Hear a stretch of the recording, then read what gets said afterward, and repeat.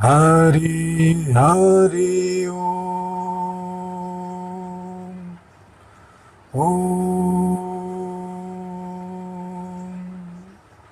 हरि हरि ओम हरि हरि ध्यान मूलम गुरुमूर्ति पूजा मूलम गुरुपदम मंत्र मूलम गुरुवाक्यम मोक्ष मूलम गुरु कृपा। ओम शांति शांति शांति। ओम गणपते नमः। आप सबों को गणेश चतुर्थी की हार्दिक शुभकामनाएं। आपके जीवन में गणपति का आगमन हो, आपके सारे कष्टों का, चाहे वो भौतिक हो, मानसिक हो या आत्मिक कष्ट हो, उन सारे कष्टों का गणपति श्री गणेश निवारण करें, ऐसी प्रार्थना है। अच्युतम केशवम राम नारायणम कृष्ण दामोदरम वासुदेवम हरि। अच्युतम केशवम राम नारायणम कृष्ण दामोदरम वासुदेवम हरि। हरे कृष्णा कृष्णा कृष्णा हरे कृष्णा कृष्णा कृष्णा श्री कृष्ण गोविंद हरे मुरारे। हे नाथ नारायण वासुदेवा श्री कृष्ण गोविंद हरे मुरारे। हे नाथ नारायण वासुदेवा। अच्युतम केशवम राम नारायणम कृष्ण दामोदरम वासुदेवम हरि। श्रीधरम माधवम गोपिका वल्लभम जानकी नायकम श्री रामचंद्रम भजे। अच्युतम केशवम कृष्ण दामोदरम राम नारायणम जानकी वल्लभम। वासुदेव सुतं देवं कंस चाणूरमर्दनम देवकी परमानंदम कृष्णं वंदे जगद्गुरुम।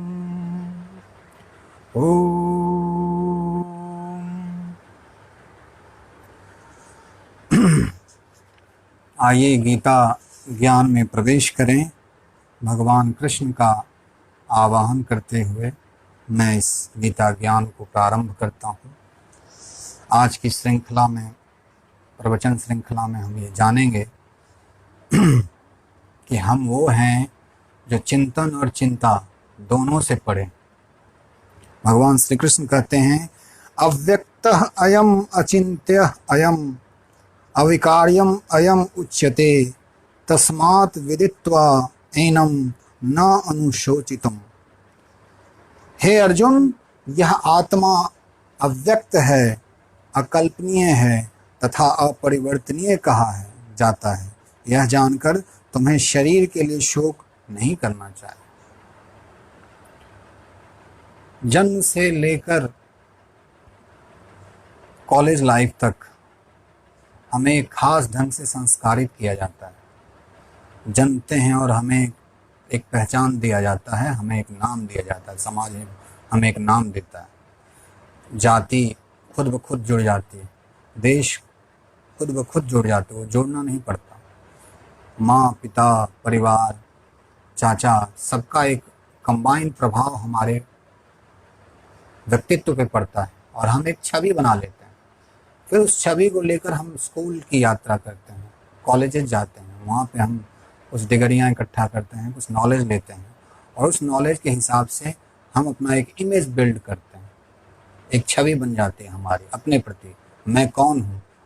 सबको यही लगता है कि उसे पता है कि वो कौन है, और सबसे बड़ा भ्रम जीवन का यही है कि हर किसी को ये लगता है कि वो खुद को जानता है।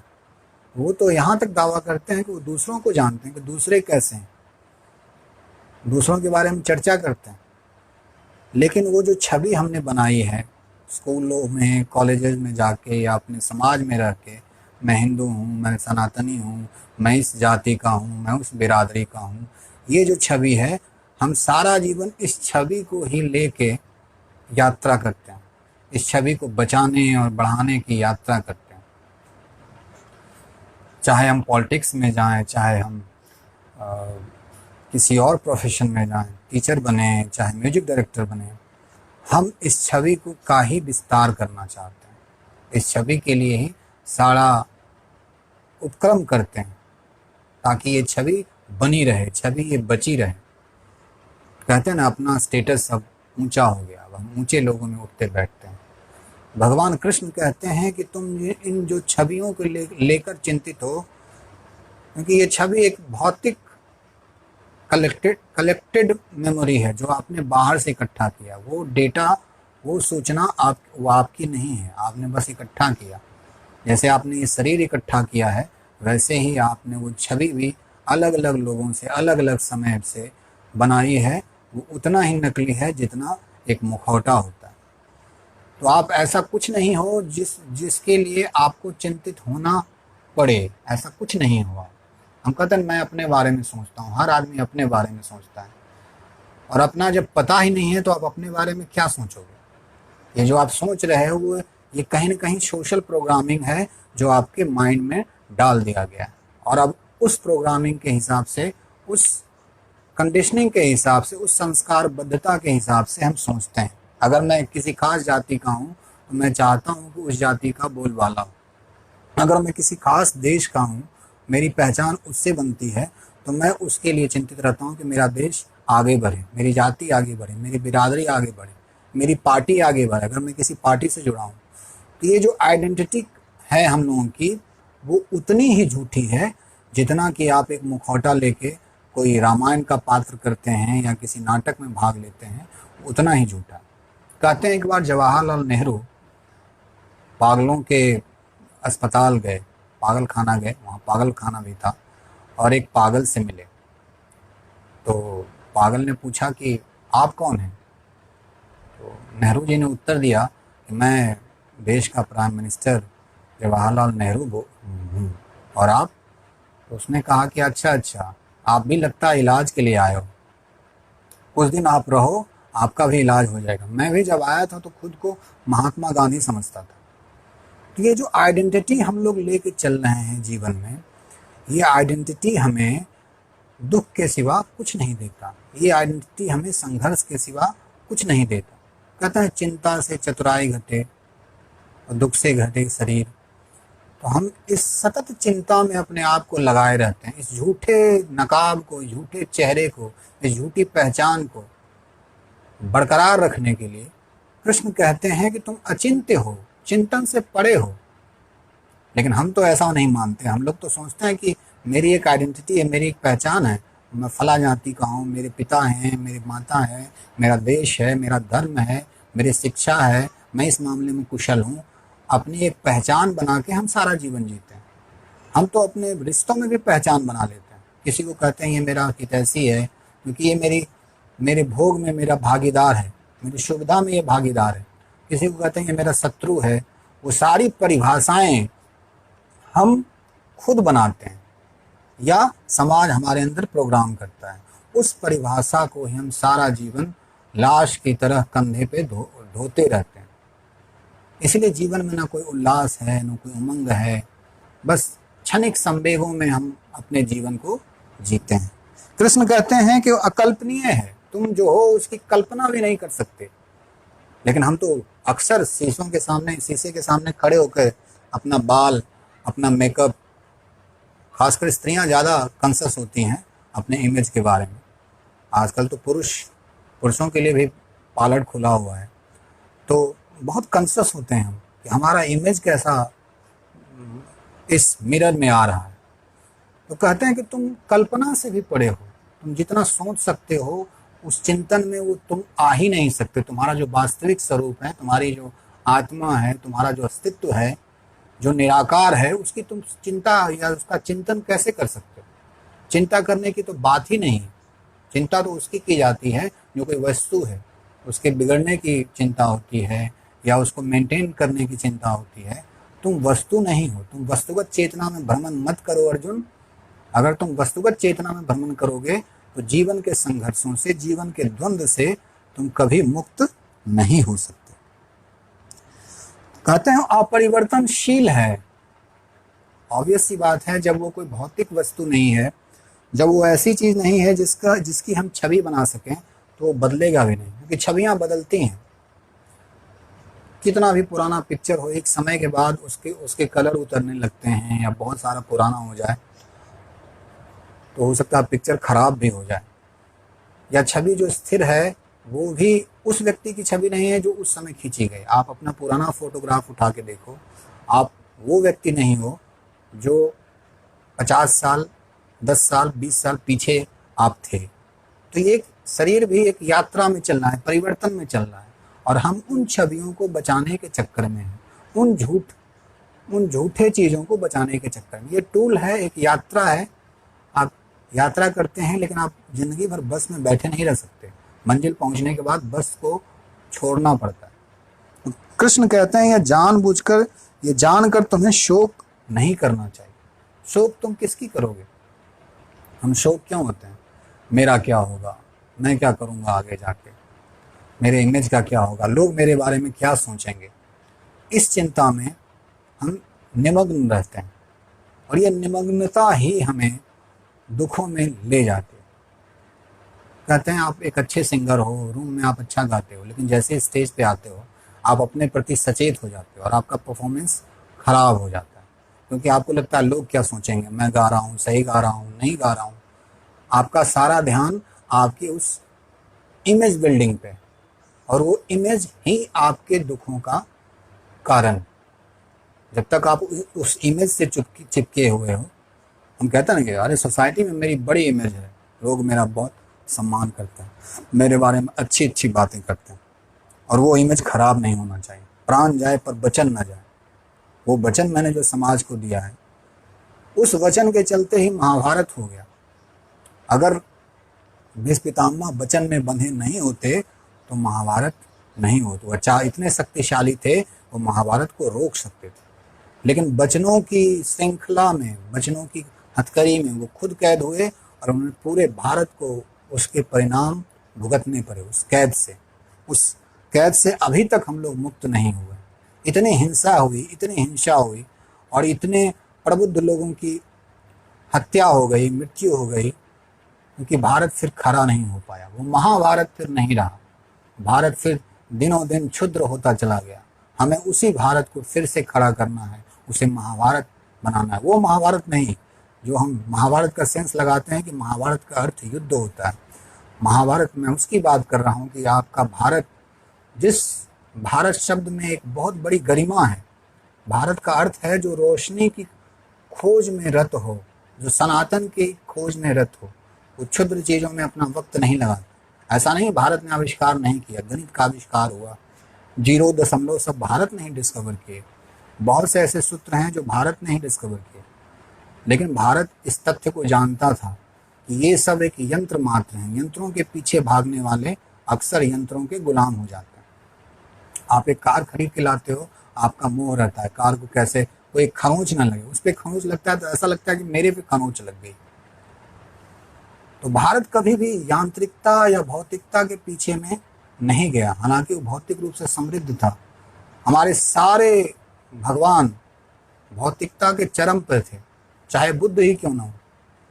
बुद्ध को हमने एक अवतार में ही माना।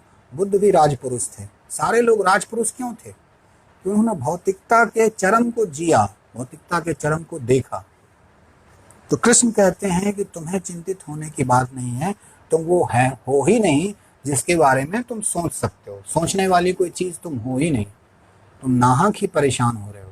इन इमेजेस में बन के, इन धारणाओं में बन के तुम नाहक ही परेशान हो रहे हो। अर्जुन इससे मुक्त हो। कहते हैं कि अथ चैनम नित्य जातम नितम वा मन्यसे मृतम तथापि त्वं महाबाहो नैनम सोची तुम अहर्षे। किंतु यदि यह तुम सोचते हो कि आत्मा अर्थात जीवन का लक्षण सदा जन्म लेता है तथा सदा मरता है, तो भी हे महाबाहु तुम्हारे शोक का कोई कारण नहीं है। भय कई तरह के होते हैं। असफल हो जाने का भय, अपमानित होने का भय, एक मानसिक भय, एक भय शारीरिक भय, शरीर के नष्ट हो जाने का भय। शरीर नष्ट हो जाएगा, मैं नहीं बचूंगा। जबकि आप जब गहरी निद्रा में होते हो तो एक तरह से क्षणिक मृत्यु का स्वाद आपको मिलता है, फिर भी आप सुखी हो। वहाँ कुछ नहीं होता गहरी नींद में, न संसार, ना आपकी कोई उपस्थिति, ना आपके अहंकार की उपस्थिति, फिर भी आप वहाँ पे पूर्णतः उपस्थित रहते हो। तो कृष्ण कहते हैं कि यदि तुम ये भी मानते हो अर्जुन, चलो तुम सनातन रिसर्च तुम्हारे पास नहीं है, वैदिक संस्कृति का ज्ञान नहीं है, तो अगर तुम ऐसे भी कुछ ऐसे लोग रहे होंगे जो मानते हैं कि जीवन बस यही है, खत्म हो जाना है, फिर कोई दूसरा जीवन होगा। वैज्ञानिक जैसे दावा करते हैं कि कुछ केमिकल के हम एक बॉक्स मात्र हैं, कुछ केमिकल के रिएक्शन के चलते जीवन पैदा होता है, और पूरी कोशिश कर रहे हैं कि ऐसा जीवन क्रिएट करने का जो सिर्फ वो पदार्थों से जनरेट कर सकें, चेतना का आविष्कार कर सकें। और इसमें विज्ञान अभी तक असफल रहा है। चेतना को तुम प्रकट नहीं कर सकते, चेतना तो चेतन से ही प्रकट होता है, अचेतन चीज़ों से चेतना का जन्म नहीं हो सकता। तो लेकिन विज्ञान इस मामले में थोड़ा सा एडवांस वे में सोचता है, अपने तरीके से सोचता है कि हम एक दिन ऐसा होगा कि हम जीवन को खुद प्रकट कर लेंगे, बिना किसी चेतन इन्वॉल्वमेंट, बिना किसी चेतन तत्व के। लेकिन ये अभी तक संभव नहीं है। तो कृष्ण कहते हैं कि यदि तुम मानते हो कि हम बस एक केमिकल रिएक्शन है, E=mc² जैसे हैं, तो भी क्योंकि प्रकृति हमें पैदा करती है, प्रकृति ही हमें नष्ट करती है, और हमारे सारे जो अवयव हैं वो पुनः किसी और जीवन में इस्तेमाल होते हैं। हमें जब जलाया जाता है या धरती में गड़ा जाता है एक मनुष्य को, तो उसकी सारी जो मटेरियल वाली बातें हैं, मटेरियल चीज़ें हैं, वो कहीं न कहीं किसी और जीवन के लिए प्रयुक्त हो जाते हैं। तो इसलिए भी तुम्हें शोक करना उचित नहीं जान पड़ता, तुम्हें शोक नहीं करना चाहिए। जातस्य ही ध्रुवो मित्र ध्रुवम जन्म मृतस्य च तस्मात् अपरिहार्ये अर्थे न त्वं सोचितुम अहर्षि।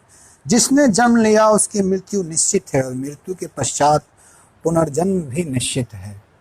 अतः अपने अपरिहार्य कार्य पालन में तुम्हें शोक नहीं करना चाहिए। किसका जन्म होता? आप जिसने जन्म लिया, इसका मतलब वो पहले था नहीं, वो बीच में प्रकट हुआ, फिर धीरे धीरे उसमें वृद्धि हुआ, वो एक बड़ा वृक्ष बना, और वृक्ष बन के फिर उस पर फल आए, फूल आए, और फिर वो बीज रूप में परिवर्तित हो गया। तो जिसका जन्म हुआ है उसकी मृत्यु भी निश्चित है, क्योंकि उसका जन्म हुआ है। तो आपकी मृत्यु निश्चित है। शरीर के आधार पर अगर आप जी रहे हो तो मरना तय है, क्योंकि आपने जन्म लिया है।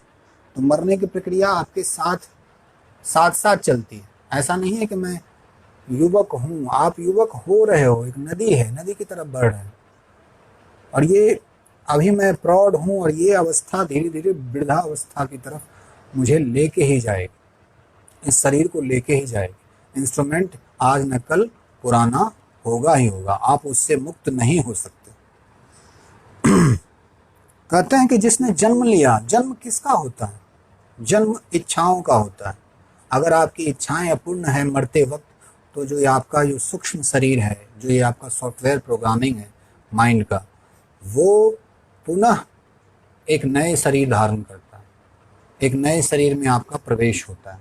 जब तक आपकी इच्छाएं पूर्ण नहीं होती, ये खेल खत्म नहीं होता।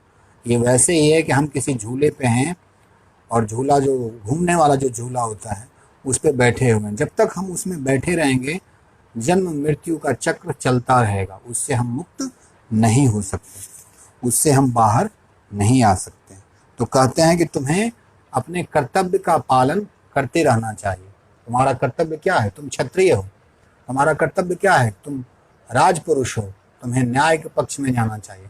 समाज में न्याय व्यवस्था अगर तुम मेंटेन नहीं करते तो समाज उच्छृंखल हो जाता है, समाज पतित हो जाता है। आज की स्थिति वही है। हमने उनके हाथों में सत्ता दे रखी है। मैं किसी पार्टी या किसी पक्ष की बात नहीं कर रहा, उन लोगों के हाथ में सत्ता दे रखी है जो सत्ता संभालने योग्य ही नहीं। तो दे कौन रखा है? लोकतंत्र की यही सबसे बड़ी खामी है कि संख्या ही सत्य और झूठ का फैसला करता है, विजय और हार का फैसला करता है। वहाँ सत्य कोई मायने नहीं रखता। अगर 50,000 लोग खड़े हो जाएं और कहें कि अभी रात है, तो लोकतंत्र में अगर वो मतदान के द्वारा तय होता है तो लोग उसे स्वीकार कर लेंगे कि ठीक है, रात ही तो है। लोकतंत्र तब सफल होता है जब वहाँ की जनता प्रबुद्ध होती है, जागरूक होती है। अगर आप जागरूक नहीं हैं तो कभी जाति के नाम पर, कभी क्षेत्र के नाम पर आप गलत लोगों को चुनेंगे जो आपको एडमिनिस्ट्रेट करेंगे, जो आपके जीवन की हर दिशा को तय करेंगे, आपकी शिक्षा तय करेंगे, आपके परिवहन व्यवस्था को तय करेंगे, आपके टैक्सेस को तय करेंगे। क्योंकि वैसे जागरूक पुरुष ही हमें समाज को जागृत अवस्था में ला सकते हैं। बेहोश लोगों को ही चुनोगे आप। तो सबसे पहले अपना होश जगाओ, अपने अंदर उस ज्ञान ज्योति को जगाओ, तभी आप सही चुनाव कर सकते हो। नहीं तो फिर आप भ्रमों में ही पड़ते रहोगे। तो कृष्ण कहते हैं कि जन्म मरण तो निश्चित है। जिसका जन्म हुआ वो आज न कल वो मरेगा ही मरेगा। लेकिन तुम एक राजपुरुष हो, तुम्हारा कर्तव्य है लोक निष्ठा के लिए युद्ध करना। तुम शोक मत करो, अपने कर्तव्य का पालन तुम्हें करना चाहिए।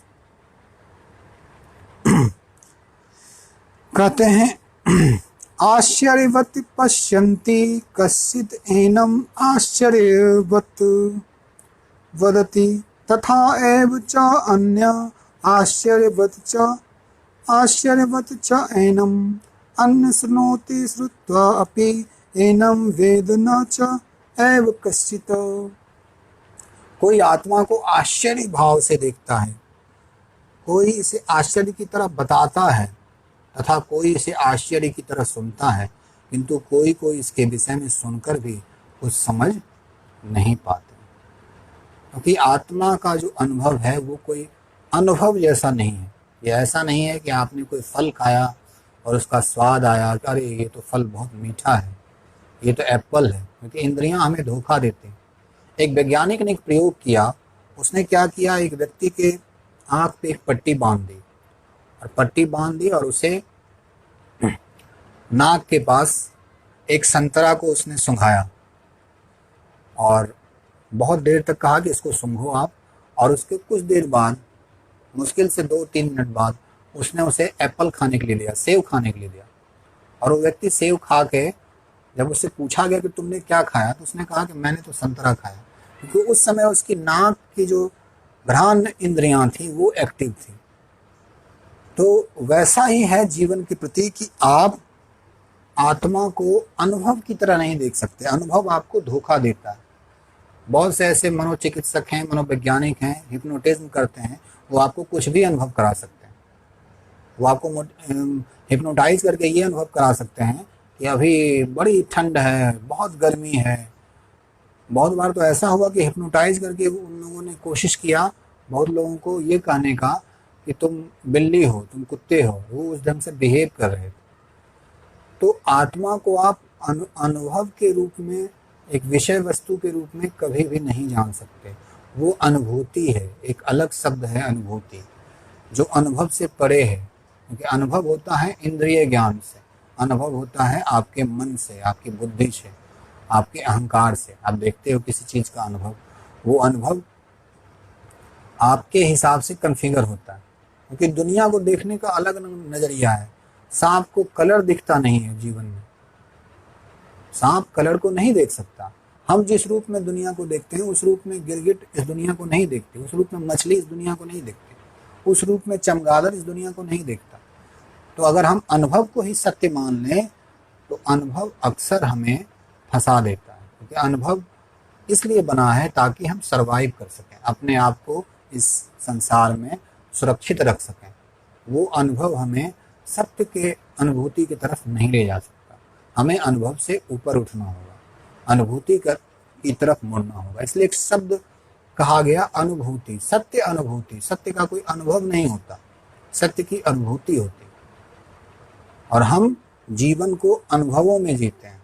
कहीं गया, किसी ने हमारा अपमान किया, एक अनुभव हो रहा, किसी ने सम्मान किया, एक अनुभव हो रहा, ठीक, कोई अच्छा खाना खाया, उस खाने का एक स्वाद हमें मिला, एक अनुभव हो रहा। तो उस तरह से हम परमात्मा को अनुभव के लिए अनुभव की तरह इस्तेमाल देख नहीं सकते, क्योंकि वो कोई वस्तु नहीं है, वो कोई स्वाद नहीं है, वो कोई गंध नहीं है, वो कोई रूप नहीं है। तो आप उसे अनुभव के आधार पे नहीं जान सकते। आपको अनुभूति की यात्रा करनी ही पड़ेगी। जब तक आप अनुभूति की यात्रा में नहीं पड़ते, तब तक आप उस सत्य को नहीं जान सकते। तो आज की ये जो कथा है, ये प्रसंग है, यहीं इसको इति करता हूँ। आप सबों का दिन मंगलमय हो। गणेश चतुर्थी की एक बार फिर से आप सबों को बहुत बहुत शुभकामनाएं। सर्वेषां स्वस्ति भवतु, सर्वेषां शान्तिर्भवतु, सर्वेषां पूर्णं भवतु, सर्वेषां मङ्गलं भवतु, सर्वे भवन्तु सुखिनः, सर्वे सन्तु निरामयाः, सर्वे भद्राणि पश्यन्तु, मा कश्चित् दुःखभाग् भवेत्। ओम शांति शांति। अंत में मैं आप सबों के अंदर उपस्थित अपने गुरु ईश्वर को प्रणाम करता हूँ, अपने सदगुरु श्री राम कृष्ण को नमन करता हूँ। श्री राम कृष्ण अर्पणमस्तु। ये प्रसंग, ये सत्संग जारी रहेगा। हरि ओम इति।